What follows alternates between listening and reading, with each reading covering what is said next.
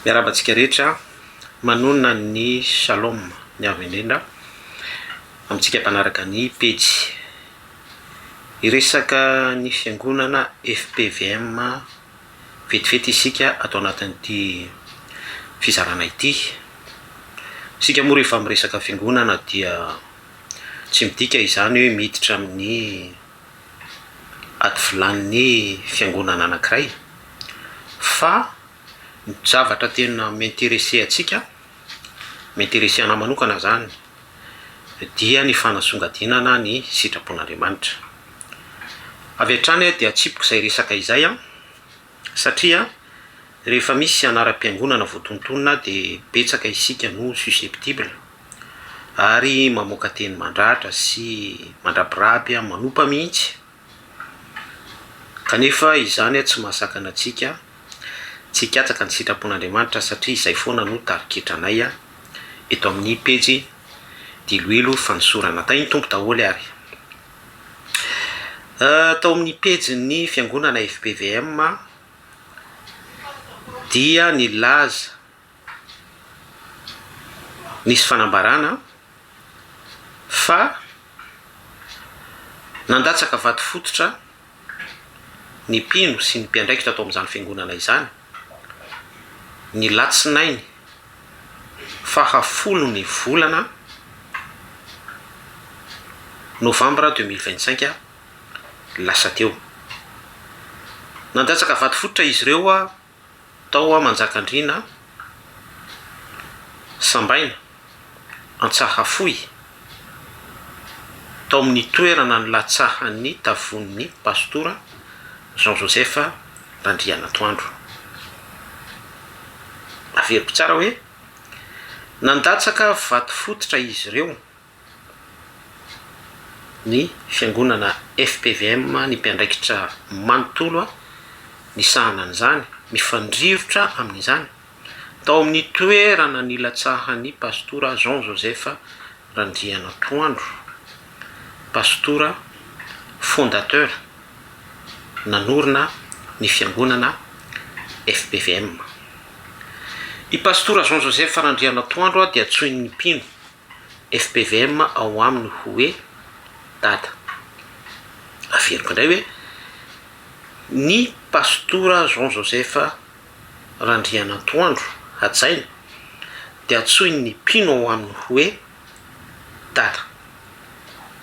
Inona moa no antony nandatsahana ny vato fototra io? Araka ny fanambarana tao amin'izany pejy izany ny antony nandatsahana an'ilay vato fototra tao Manjakandriana Sambaina Antsahafoy azafady tao amin'ilay toerana latsahan'ny tavon'ny pastora Jean Joseph Randrianatoandro. Ny antony zany dia hanangana vakoka ao ny fiangonana FPVM tarihiny pastora Jean Joseph Randrianatoandro. De iry amin'ny famaranana tao anatin'izay fanambarana izay dia niraisin'izy ireo ny toko sy andinina Genesis toko 2:17 tapany voalohany ary hitahy izay manisy soa anao ao. Ao anatin'izay zany no anaovantsika fanambarana vitsivitsy sy fohy de fohy ny amin'ny sitrapon'Andriamanitra. Inona no anton'ilay hoe anangana vakoka? Mamantatra ny sitrapon'Andriamanitra ho asika. Za tsy miditra amin'ny aty filanin'ny fiangonana FPVM. Za tsy resaka ny historika izay nalaza be teto tao Taninandrano à l'époque le hoe nisy vidéo mamofady nisy mpamosavy tsy fantatro, je ne sais pas, nisy korotana atao amin'ny FTGM. Ny tenako izay miresaka aminareo zao dia efa demi-siècle ary miaina tsara ny reny témoignage reny tsy tantaran'izany eto ny olon-dehibe efa zoko sy niaraka tamiko ihany koa zany génération dia malala an'izany tantara izany. Tsy hoany amin'izany tsika hoe nisy ny tontolo politika andao ambadika rehetrarehetra, tsy hany miatsika ho alina sitrapon'Andriamanitra no m'intéresser atsika. Apetraka ary ny fanontaniana hoe inona no but amin'ilay hoe manangana vakoka, inona ny tanjony idirana any amin'ny fanjakan'ny lanitra ve zany, andovanany fiainana mandrakizay ve zany. Aladino fa Jesosy Kristy rehefa nifanena tamin'ilay vehivavy Samaritana izy tao amin'ny jaona toko faefatra, de ny teny mazava tsara izy hoe avy ny andro sady tonga ankehitriny, ny ray dia fanahy, Andriamanitra dia fanahy, tsy atao amin'ity fatsakana ity intsony, tsy ery amin'ny rivohitra iry, tsy amin'ny Jerosalema, tsy amin'ny toerana voatondro, tsy any amin'izany intsony ny itadiavantsika ny tavan'Andriamanitra, itadiavan'ny olona ny tavan'Andriamanitra, ivavahan'ny olona fa Andriamanitra dia fanahy, izay mivavaka aminy dia tsy maintsy ary tokony hivavaka amin'ny fanahy sy ny fahamarinana. Averiko indray hoe apetraka ny fanontaniana hoe inona ny tanjona amin'ilay vakoka. Raha resaka vakoka izany dia aza adino fa ny fiangonana katolika dia manana vakoka maneran-tany, musée, ary tena voalohany izy amin'ny resaka relika, fikolokoloana an'ireny vakoka ireny. Raha hampiana ny fanontaniana dia hoe esprit anankiray ve zany, ny ataon'ny katolika ihany ve zany no alain'ny FPVM tahaka, ary indrindraindrindra tsy indriko ilay fanontaniana teo hoe inona ny sitrapon'Andriamanitra ao anatin'izay hoe mandatsaka vato fototra hanao vakoka izany, hanao musée. Ary par rapport amin'ilay jaona toko faefatra teo hoe Andriamanitra mitady olona fatratra hivavaka aminy amin'ny fanahy sy fahamarinana, kanefa isika miazakazaka amin'ny fananganana vakoka sy ny fikolokoloana an'izany amin'ny sarin'ny zavatra misy endrika hita, azo tsapain-tsanana, azo tsapain-tanana hita, izay voararany amin'ny bokon'ny Deutéronomia. Justa mametraka fanontaniana fotsiny satria za manokana tia miperse ny sitrapon'Andriamanitra, te hahalala hatramin'ny fotony sy ny fakany hoe atraizany alalany zany hoe fanomponan'Andriamanitra izany, atongavana any amin'ilay resaka hoe culte en esprit en vérité. Juste manao partage za tsy miditra amin'ny ady volan'ny FPVM ao tsisy idirako, tsisy rarahiko niany, za mbola tsy nametraka tongotra tany, fa midera kosa ny mpino FPVM misy namana ray, roa, telo, efatra, tena hoe miandrom-piterana mitoetra fitondran-tena sy ny sisa rehetrarehetra, fa izany tsy mitondra makany amin'ny famonjena izany, fa ilay tena zavatra takian'Andriamanitra amintsika mihitsy hoe fivavahana amin'ny fanahy sy fahamarinana. Aiza ho aizintsika amin'izany. Izay ny amin'iny. Faharoa, i pastora Jean Joseph Randrianatoandro dia antsoin'ny mpino FPVM ao aminy hoe dada. Petraka indray ihany koa ny fanontaniana, aza adino fa ny katolika efa ela no niantso ireo mpitondra fivavahana ao aminy hoe mon père, ao ihany koa ny hoe papa ray masina. Dia izay fiantson'ny katolika izay matetika misy fanenjehana be dabe ao ambadika izay, tsy hany no hitondrako azy sy hitondrako ny fanazavana, fa misy version amin'ny baiboly ao amin'ny filazantsara hoe aza manonona olona ho rainareo ity tany, aza manonona manendry olona ho rainareo ity tany, fa iray ihany ny rainareo dia ilay any an-danitra. Amin'ny côté charnel dia samy manana ny dadantsika daholo isika. Za na dia efa tsy namako intsony ary ny dadako, fa efa any amin'ny toerana misy azy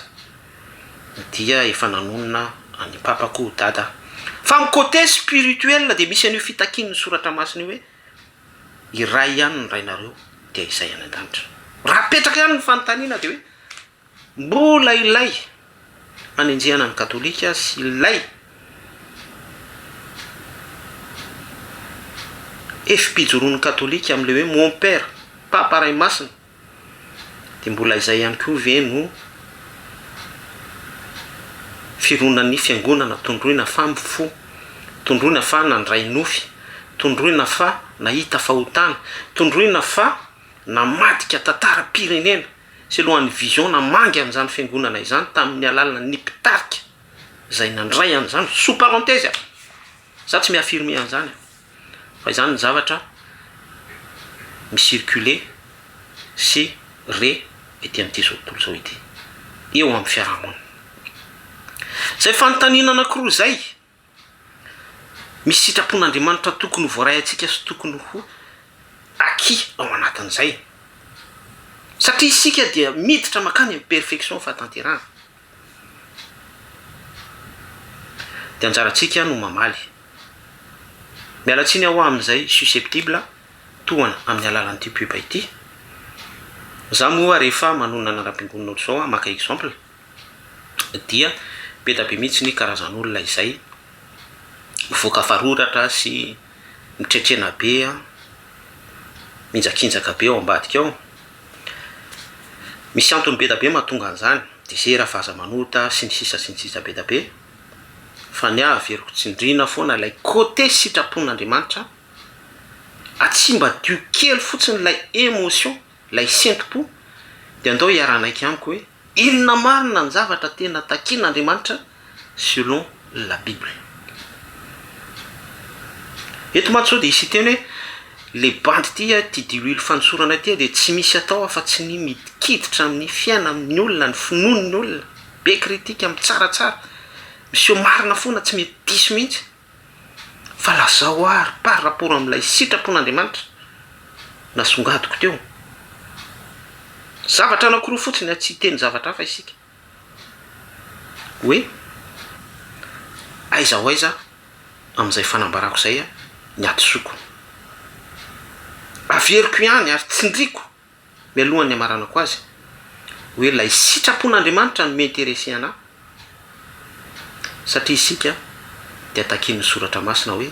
aoka hialantsika ny abidi-pianarana zao tontolo zao fa aoka isika iroso makany amin'ny tanteraka ka raha ohatra ve isika iroso ho any amin'ny tanteraka kanefa isika mifikitra système manome valeur musée vakoka sy ny fomba fanompona ety amin'ity zao tontolo zao ity dia ahoana ny ahafahantsika mandeha makany amin'ny perfection nefitsika ara mitazona n'ilay zavatra ny tany sy ny zavatra tsy araky ny sitrapon'Andriamanitra selon an'ilay toko sy andiny nomeko teo musée vakoka zany musée vakoka izany aoka fatatsika fa ohatran'ireny le ny rova Manjakamiadana eny Ambohimanga ny toerana misy ny fanasinana ny kotomaditra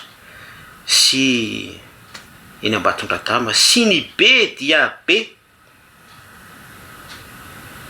de sanatria ve andeha ho any amin'izay isika sa misy an'ilay côté hoe culte de personnalité ka rehefa tonga ny vanim-potoana dia misy an'io kisary io foana izay symbolika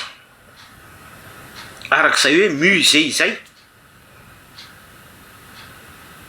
ka miaraka amin'izay dia mitoetra foana lay toe-po sy sentiment any anatin'izay voafatotra amin'ity olazaiko ity hoe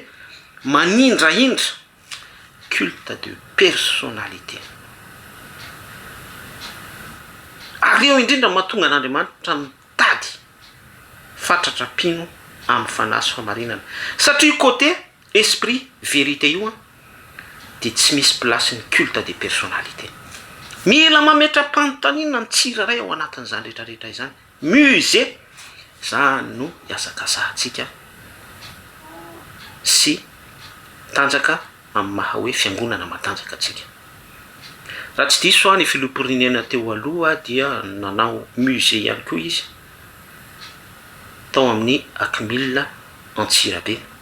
fampiofanana ho miaramila zany hoe samy miazakazaka amin'izay musée izay daholo ny olona dia manangana ranty ao misy pofopofon-javatra ajanoko amin'ny hoe maha olona ao anatin'izany fa tsy hiditra amin'ny resaka esprit zay no zavatra mbazareko atsika zay no zavatra mbampitaiko atsika par curiosité fa ihany koa nanosika tato anaty tato amin'ny côté hoe mila mamantatra ny sitrapon'Andriamanitra isika tianao Jesosy mirary soa atsika rehetra veloma tompoko